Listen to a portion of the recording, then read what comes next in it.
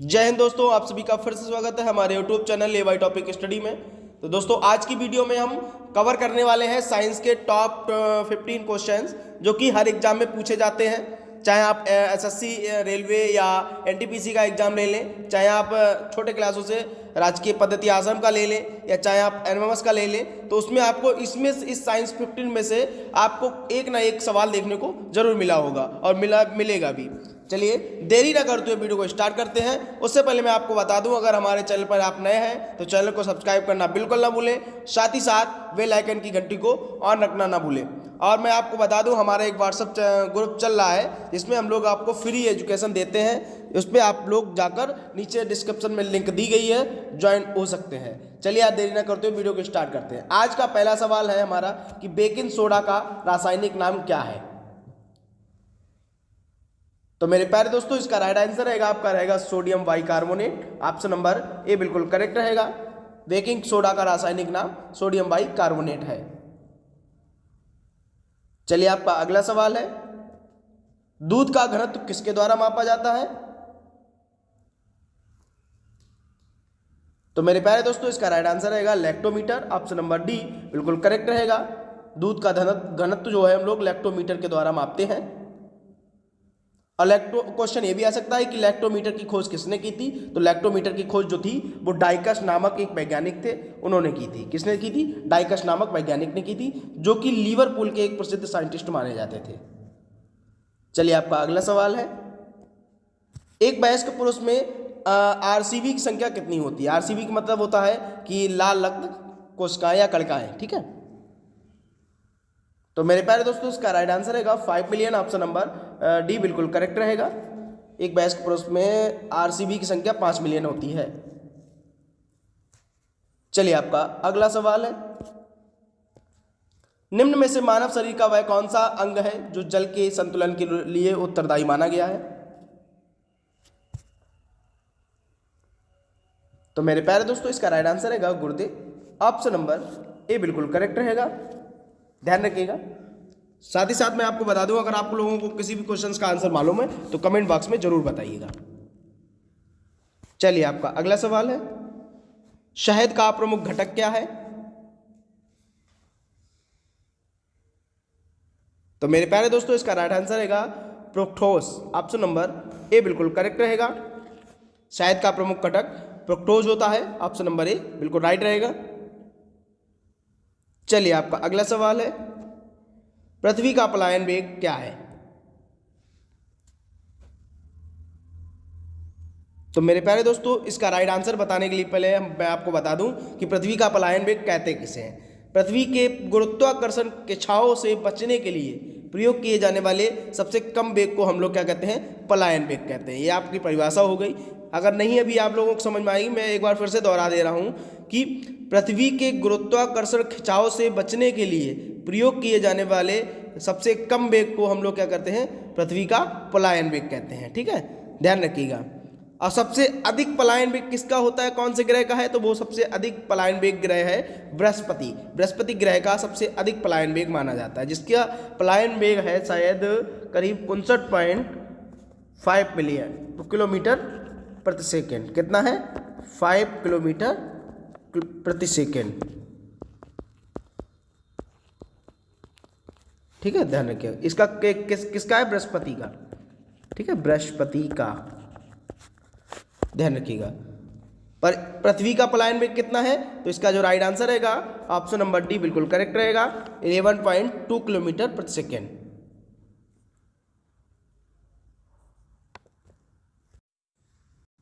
चलिए आपका अगला सवाल है, निम्नलिखित में से कौन सा अंग मलेरिया से प्रभावित है। तो मेरे प्यारे दोस्तों, इसका राइट आंसर रहेगा प्लिया। ऑप्शन नंबर बी बिल्कुल करेक्ट रहेगा। ये जो प्लिया जो है, ये चित्र दिया गया है, ये बिल्कुल जस्ट पास में होती है हमारे फेफड़ों में, फेफड़ों के जस्ट पास होती है, गुर्दों के, ध्यान रखिएगा। प्लिया जो है वो कभी कभार मलेरिया से प्रभावित हो जाती है। चलिए आपका अगला सवाल है, कौन सी रक्त वाहिकाएं साफ रक्त फेफड़ों से हृदय में ले जाती हैं।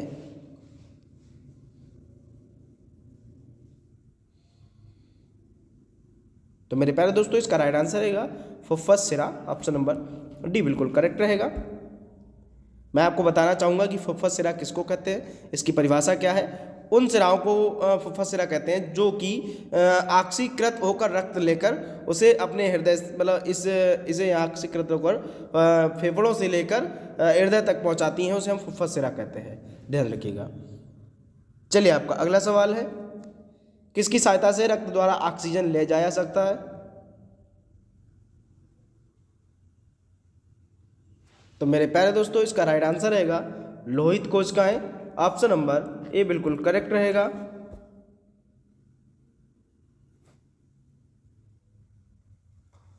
चलिए आपका अगला सवाल है, किसके मौजूदगी के कारण शरीर के भीतर रक्त जमता नहीं है।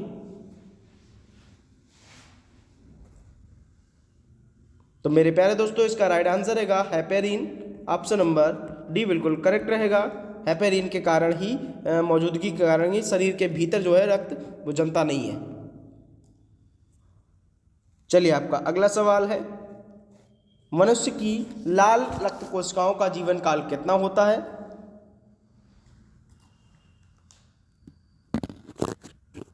तो मेरे प्यारे दोस्तों आपका इसका राइट आंसर रहेगा 120 दिन, ऑप्शन नंबर ए बिल्कुल करेक्ट रहेगा। चलिए आपका अगला सवाल है, मानव शरीर की किन कोशिकाओं में सबसे कम पुनर्योजन शक्ति होती है।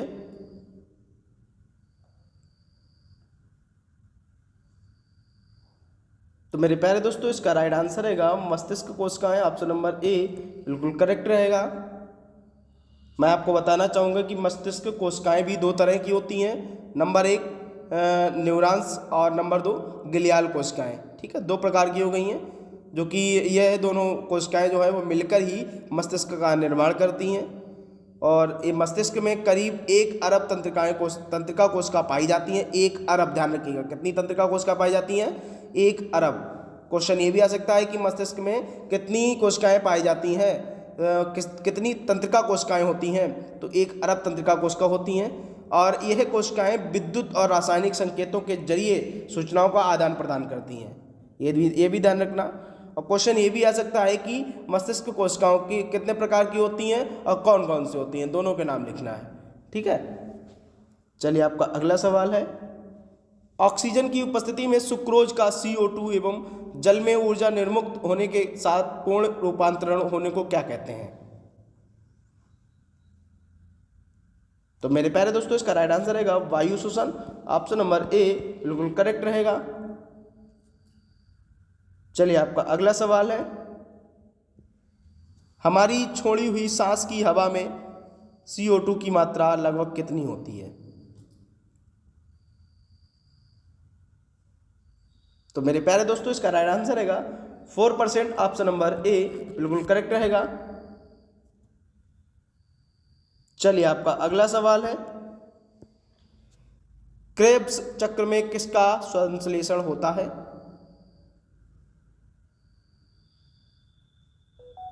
तो मेरे प्यारे दोस्तों इसका राइट आंसर रहेगा पायरुविक अम्ल, ऑप्शन नंबर बी बिल्कुल राइट रहेगा।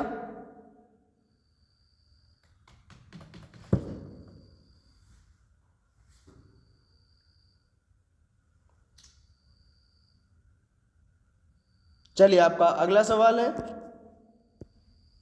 स्तनधारी किसमें यूरिया बनाते हैं।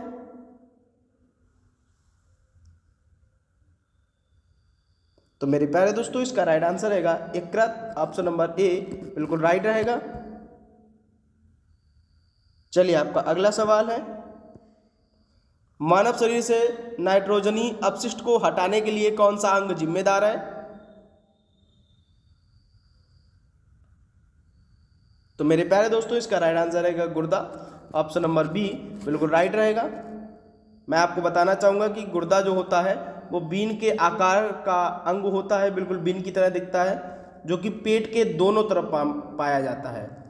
गुर्दे मूत्र प्रणाली का हिस्सा होते हैं और इनका काम जो होता है रक्त को फिल्टर करके मूत्र बनाना, ठीक है, ये चीज़ ध्यान रखिएगा।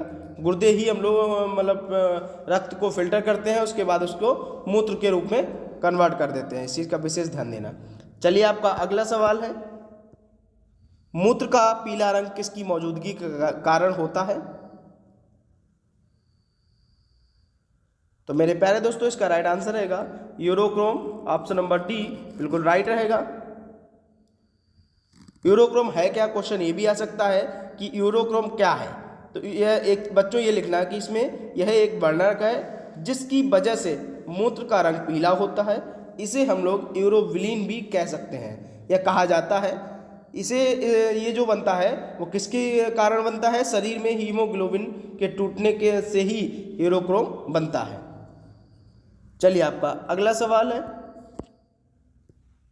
गुर्दे का कार्यात्मक यूनिट क्या है। तो मेरे प्यारे दोस्तों इसका राइट आंसर रहेगा आपका नेफ्रॉन, ऑप्शन नंबर सी बिल्कुल राइट रहेगा। चलिए आपका अगला सवाल है, अपोहन का प्रयोग किस क्रिया को पूरा करने के लिए होता है। तो मेरे प्यारे दोस्तों इसका राइट आंसर रहेगा वृक्क, ऑप्शन नंबर डी बिल्कुल करेक्ट रहेगा। अपोहन का प्रयोग हम लोग वृक्क की क्रिया को पूरा करने के लिए करते हैं। चलिए आपका अगला सवाल है, शोहेदन किसके लिए महत्वपूर्ण है। तो मेरे प्यारे दोस्तों इसका राइट आंसर रहेगा शरीर के तापमान के विनियंत्रित करने के लिए, शरीर के तापमान के विनियंत्रित करने के लिए, ऑप्शन नंबर डी बिल्कुल राइट रहेगा। चलिए आपका अगला सवाल है, सामान्यतः निषेचन किसमें होता है। तो मेरे प्यारे दोस्तों इसका जो राइट आंसर रहेगा डिम्ब वाहिनी नली में, ऑप्शन नंबर ए बिल्कुल राइट रहेगा। सामान्यतः निषेचन डिम्ब वाहिनी नली में होता है। चलिए आपका अगला सवाल है, गर्भाशय में शिशु के विकास की जानकारी हेतु किसका प्रयोग किया जाता है।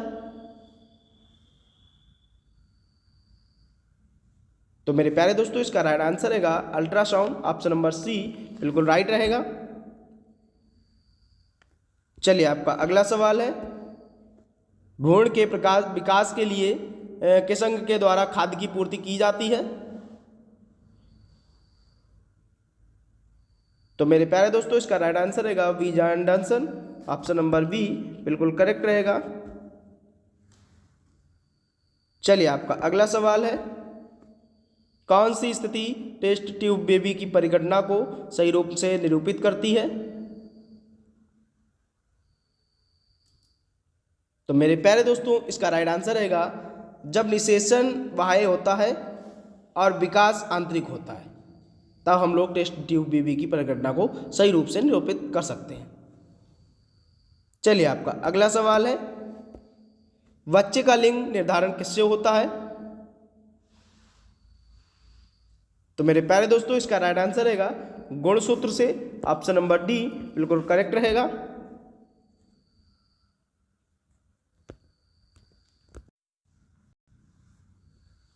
चलिए आपका अगला सवाल है, स्त्रियों की नसबंदी को क्या कहा जाता है।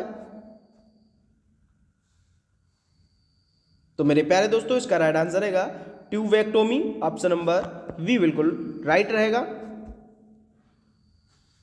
चलिए आपका अगला सवाल है, एमनियोसेंटोसिस तरीका किसको बताता है। तो मेरे प्यारे दोस्तों इसका राइट आंसर रहेगा भ्रूण के लिंग को, ऑप्शन नंबर ए बिल्कुल करेक्ट रहेगा। चलिए आपका अगला सवाल है, निम्नलिखित में से कौन एक ग्रंथि नहीं है।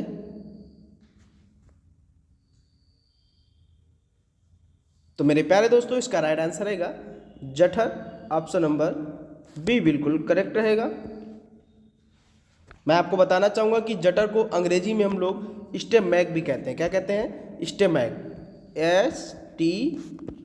STOMACH, ठीक है, ध्यान रखिएगा।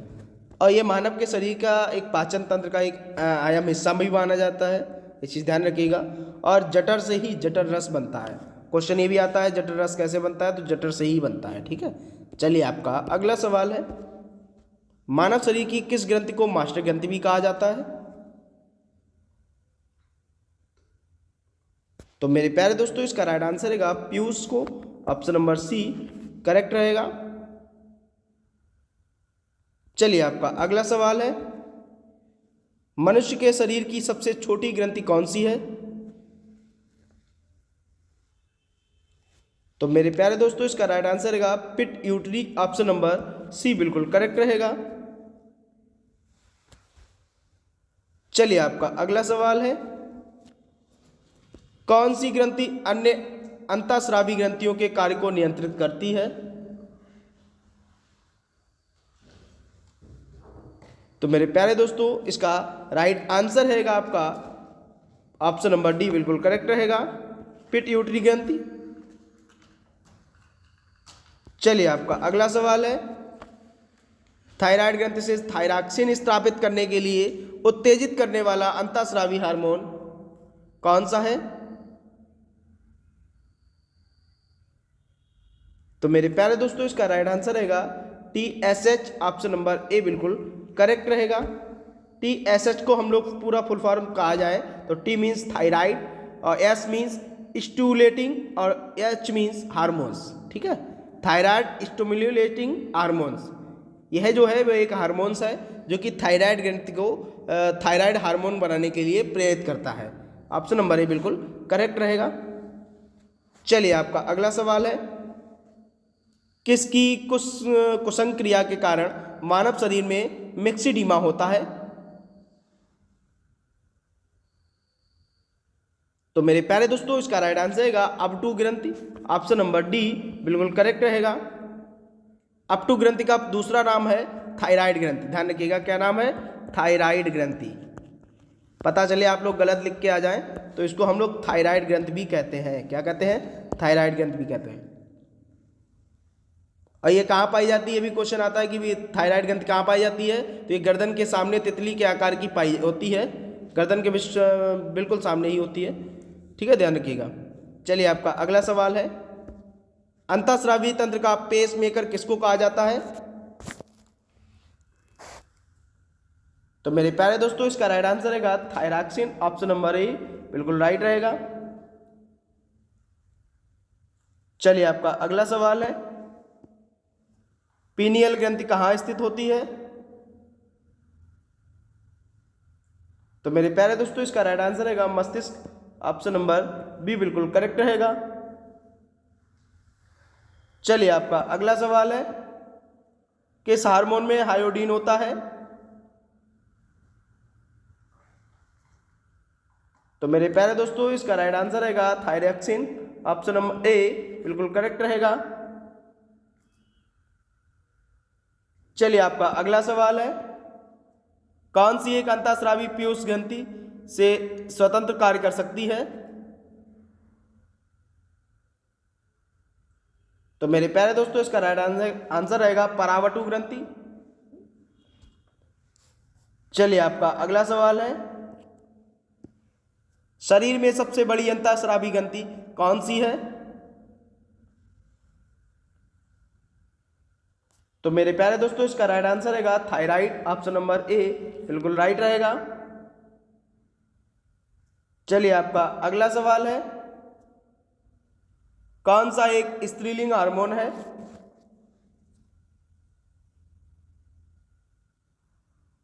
तो मेरे प्यारे दोस्तों इसका राइट आंसर रहेगा एस्ट्रोजेन, ऑप्शन नंबर ए बिल्कुल करेक्ट रहेगा। एस्ट्रोजेन जो है वह मैं आपको बताना चाहूँगा यह एक सेक्स हार्मोन माना जाता है जो कि महिलाओं के प्रजनन और यौन स्वास्थ्य को बनाए रखने में मदद करता है। चलिए आपका अगला सवाल है, कौन सा हार्मोन लड़ो उड़ो हार्मोन कहलाता है? तो मेरे प्यारे दोस्तों इसका राइट आंसर रहेगा एड्रेनालिन, ऑप्शन नंबर बी बिल्कुल राइट रहेगा। चलिए आपका अगला सवाल है, मानव शरीर में रक्तचाप किस ग्रंथि से नियंत्रित करता है? तो मेरे प्यारे दोस्तों इसका राइट आंसर रहेगा अधिवृक्क ग्रंथि से, ऑप्शन नंबर ए बिल्कुल करेक्ट रहेगा। चलिए आपका अगला सवाल है, जीवन रक्षक हार्मोन किस ग्रंथि से स्रावित होते हैं?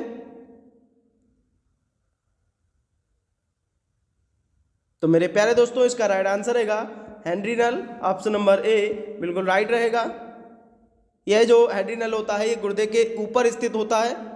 इससे हम लोग हार्मोन निकलते हैं जो कि तनाव की स्थिति में शरीर को तैयार करते हैं। चलिए आपका अगला सवाल है, मानव शरीर में कौन सा ग्रंथि अंतःस्रावी एवं बाह्यस्रावी दोनों ही प्रकार की ग्रंथि है? तो मेरे प्यारे दोस्तों इसका राइट आंसर रहेगा अग्न्याशय, ऑप्शन नंबर सी बिल्कुल राइट रहेगा। अग्न्याशय में आपको बताना चाहूंगा यह एक पाचन तंत्र का एक अंग है जो कि ये पेट के पीछे की तरफ पाया जाता है। अग्न्याशय के दो मुरक होते हैं या जो कि दो मुख्य काम होते हैं जो कि पाचक रस बनाना और हार्मोन्स बनाना। ठीक है, ध्यान रखिएगा। चलिए आपका अगला सवाल है, इंसुलिन एक प्रकार क्या है? तो मैं दोस्तों बताना चाहूंगा इसका जो राइट आंसर हैगा इंसुलिन जो होता है वह एक हार्मोन है एक प्रकार का, ऑप्शन नंबर बी बिल्कुल राइट रहेगा। चलिए आपका अगला सवाल है, थायराइड ग्रंथि का स्थान कहां है? तो मेरे प्यारे दोस्तों इसका राइट आंसर रहेगा गले में, ऑप्शन नंबर बी बिल्कुल करेक्ट रहेगा। चलिए आपका अगला सवाल है, किस धातु का गलनांक सबसे अधिक है? तो मेरे प्यारे दोस्तों इसका राइट आंसर रहेगा टंगस्टन, ऑप्शन नंबर बी बिल्कुल करेक्ट रहेगा। चलिए आपका अगला सवाल है, सबसे हल्की धातु कौन सी होती है? तो मेरे प्यारे दोस्तों इसका राइट आंसर रहेगा आपका रहेगा लिथियम, ऑप्शन नंबर ए बिल्कुल करेक्ट रहेगा। लिथियम जो होती है वह सबसे हल्की धातु मानी जाती है। चलिए आपका अगला सवाल है, जब किसी धातु को गर्म किया जाता है तो उसका घनत्व कितना होगा? तो मेरे प्यारे दोस्तों इसका राइट आंसर रहेगा कम हो जाता है, ऑप्शन नंबर सी बिल्कुल राइट रहेगा। आई होप दोस्तों आप लोगों को वीडियो अच्छी लगी होगी। अगर वीडियो अच्छी लगी हो तो वीडियो को लाइक एंड चैनल को सब्सक्राइब करना बिल्कुल ना भूलिएगा। साथ ही साथ अपने दोस्तों को पास शेयर करना बिल्कुल ना भूलें। और चलिए मिलते हैं नेक्स्ट वीडियो में, तब तक के लिए जय हिंद, जय भारत, वंदे मातरम।